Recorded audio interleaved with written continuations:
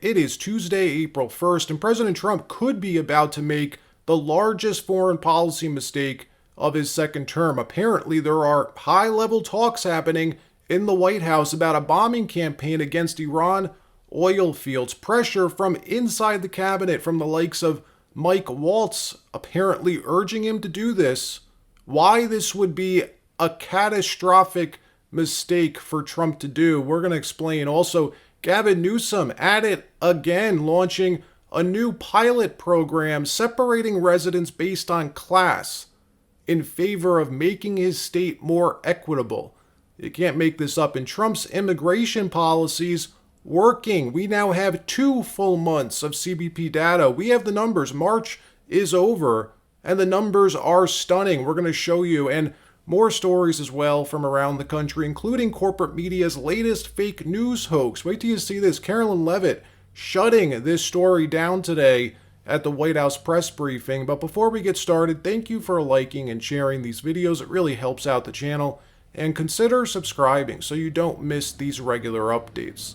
So late last night, President Trump released a statement blasting leadership in Iran, delivering his strongest warning yet of his second term, directed at Iran's supreme leader. That real pain is yet to come. You think you felt pain, you felt nothing yet.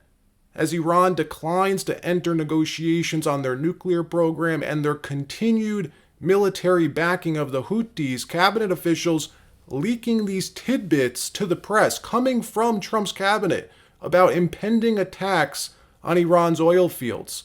Others saying the attacks could include their nuclear sites, which would be catastrophic, folks. Both terrible ideas. Apparently, what's happening, and again, coming from Trump world, not from the liberal press, there are actually high-level talks inside the cabinet happening about bombing Iran oil fields. Mike Waltz, Trump's national security advisor, the same man who accidentally, quote-unquote, added the Atlantic news editor to the Signal chat about this very topic, about their bombing runs against the Houthis. He's the ringleader here, pushing for these strikes. VP Vance advising against it. Trump's IC informing him that Iran is directly to blame for the Houthi attacks against U.S. warships and drones. Trump writing on Truth Social last night, the Iran-backed Houthi terrorists have been decimated by our relentless strikes over the past 2 weeks. Many of their fighters and leaders are no longer with us. We hit them every day and night, harder and harder. Their capabilities that threaten shipping in the region are rapidly being destroyed. Our attacks will continue until they are no longer a threat to freedom of navigation. The choice for the Houthis is clear. Stop shooting at U.S. ships and we will stop shooting at you. Otherwise, we have only just begun, and the real pain is yet to come for both the Houthis and their sponsors in Iran. Trump also addressing this last week, warning Iran very bad things will happen to you if you don't decide to talk it out. Watch. Iran is very high on my list of things to watch, and as you probably know, I sent them a letter just recently, and I said, you're going to have to make a decision one way or the other, and we're going to either have to talk and talk it out, or very bad things are going to happen to Iran, and I don't want that to happen. I don't want that to happen. My big preference, and I don't say this through strength or weakness, my big preference is we work it out with Iran. But if we don't work it out, bad things are going to happen to Iran. Russia now releasing a statement this morning. Their deputy foreign minister, Sergei Ryabkov, warning there would be catastrophic consequences should the United States attack Iran, especially if their nuclear infrastructure is hit. Iran reportedly considering preemptive strikes on a U.S. military base, the Diego Garcia base on the Chagos Island, a key outpost for U.S. bombers. This is the same base that Trump just recently deployed multiple U.S. B-2 stealth bombers to as a sign of strength, but also seriousness toward Iran. That was the message. We are serious, cut it out. And look, anywhere the B-2 Spirit goes, people pay attention. This is the same bomber that was able to dismantle all of Iraq's military infrastructure basically overnight. None of Iraq's radar and anti-missile tech could see the B-2. It was the key weapon we used during the shock and awe stage of Operation Iraqi Freedom.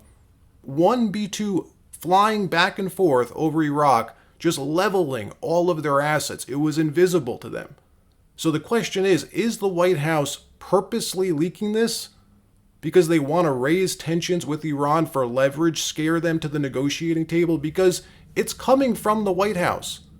Or is what they're leaking actually true, that Trump's really considering this, considering bombing Iran? We don't know yet. I sure hope it's the former. I personally believe it's the former. A bombing campaign against Iran will set off a war, folks. The Middle East is a tinderbox waiting to erupt, only this time it would be America's war. It would be our war. If America preemptively bombs Iran, it would be our war, America's war to finish. It would be the worst mistake Trump could make.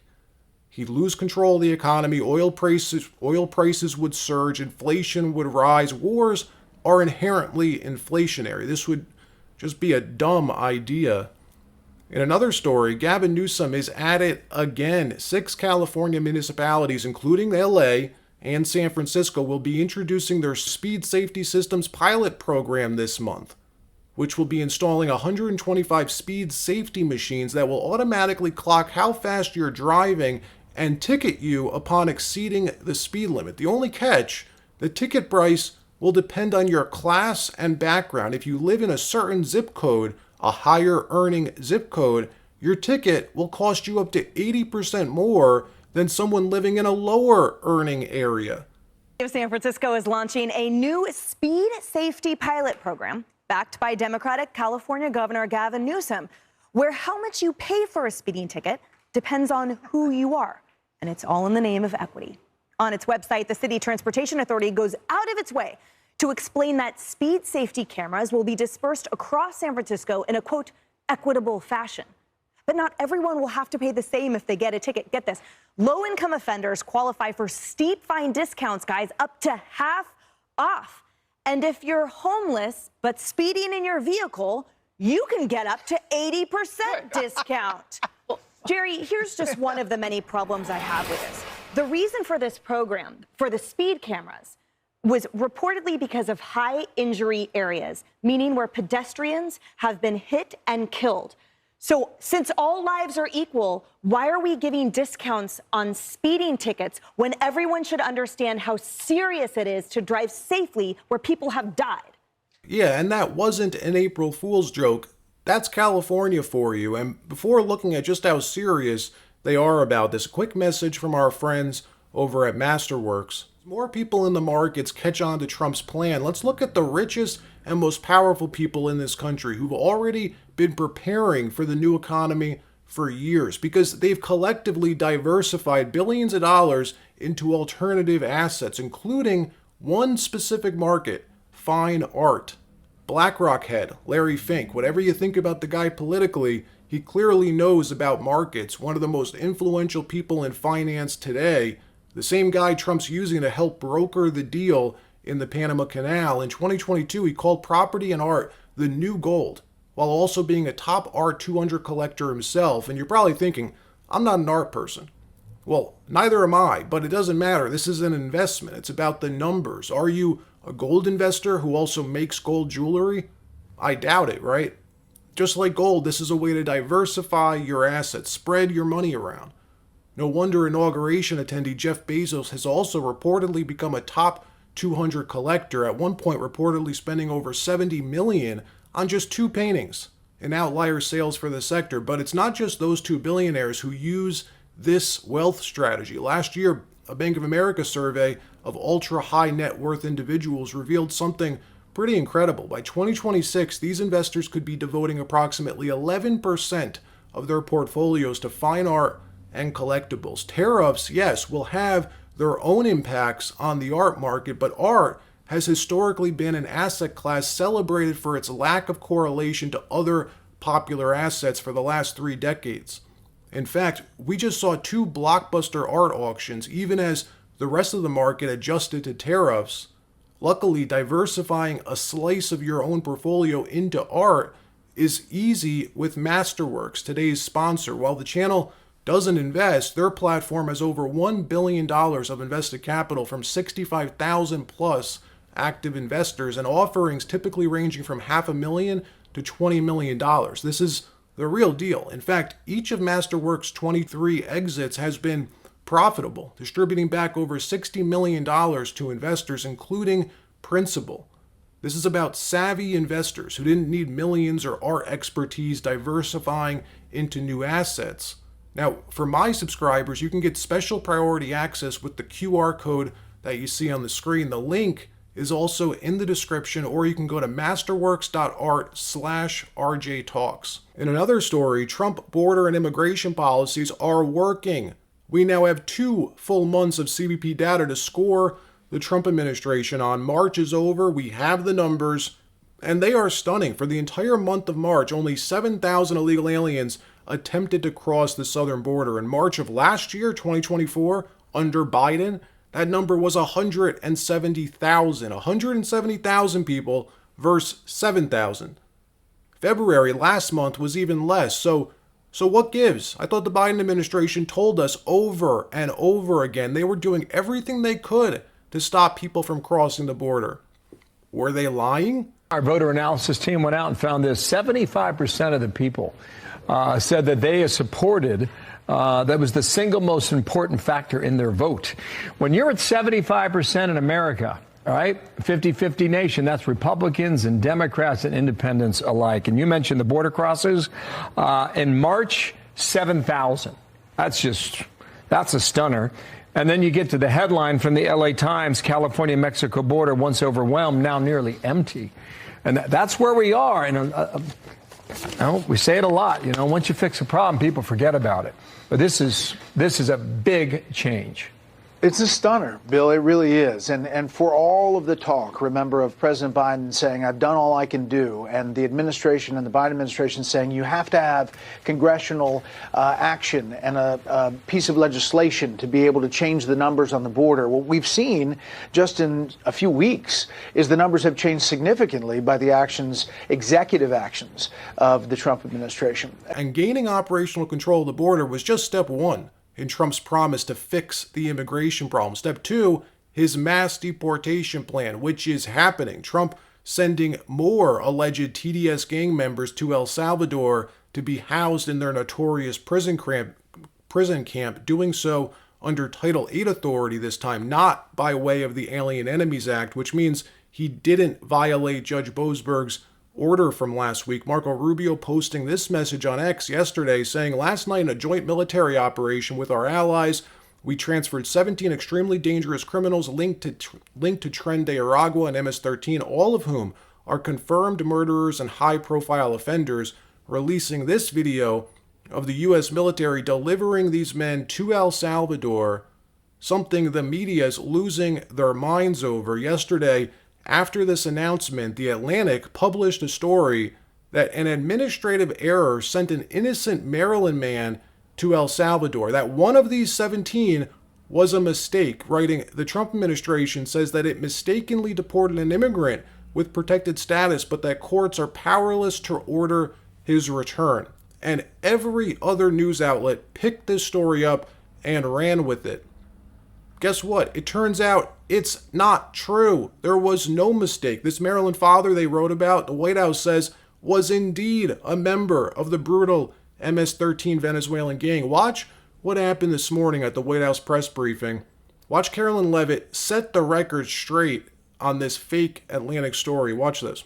The error that you are referring to was a clerical error. It was an administrative error. The administration maintains the position that this individual who was deported to El Salvador and will not be returning to our country was a member of the brutal and vicious MS-13 gang. That is fact number 1. Fact number 2, we also have credible intelligence proving that this individual was involved in human trafficking. And fact number 3, this individual was a member, actually a leader of the brutal MS-13 gang, which this president has designated as a foreign terrorist organization. Fact number 4 is that foreign terrorists do not have legal protections in the United States of America anymore, and it is within the president's executive authority and power to deport these heinous individuals from American communities. It is a promise he campaigned campaigned on. It is a promise he is keeping, and every single person in this room should be grateful for that, considering especially MS-13 is very prevalent and prominent here in the District of Columbia, in Maryland, and in Virginia. And the President, the Attorney General, everyone who has been involved in these operations is focused on eradicating these criminals and terrorists from our communities. The Vice President said he was a convicted member of MS-13. What evidence is there to back that up? There's a lot of evidence, and the Department of Homeland Security and ICE have that evidence, and I saw it this morning. All of this coming after learning yesterday that under the Biden administration, the number of illegals who were given real, genuine Social Security numbers skyrocketed, jumping over 500% during Biden's term. Why would the Democrats want to give illegals valid Social Security numbers? What's up with that? Social Security numbers in this country are the prime method to identify people who are eligible for benefits, also who can vote legally. Elon Musk making news again last night after revealing during an X Spaces call that he believes someone will be arrested today for mass Social Security number fraud. In another story, AG Pam Bondi showing us just how wrong the Dems were about her, proving how tough she really is, announcing yesterday charges against Cooper Frederick for allegedly firebombing a Tesla dealership in Loveland, Colorado. Her office seeking 20 years in prison for this man, saying in her statement, "You can run, but you can't hide. Justice is coming." Watch. I've made it clear, if you take part in the wave of domestic terrorism against Tesla properties, we will find you, arrest you, and put you behind bars. Today, I'm proud to announce that the Department of Justice has unsealed federal charges against another Tesla attacker. We've charged Cooper Frederick in the firebombing of a Tesla dealership that occurred on March 7th in Loveland, Colorado. All of these cases are a serious threat to public safety. Therefore, there will be no negotiating. We are seeking 20 years in prison. The crime was committed in Colorado, and thanks to the great investigative work by the FBI, the defendant was arrested in Plano, Texas. Let this be a warning. You can run, but you cannot hide. Justice is coming. All right, that wraps up this episode. Like, subscribe. We'll see you next time.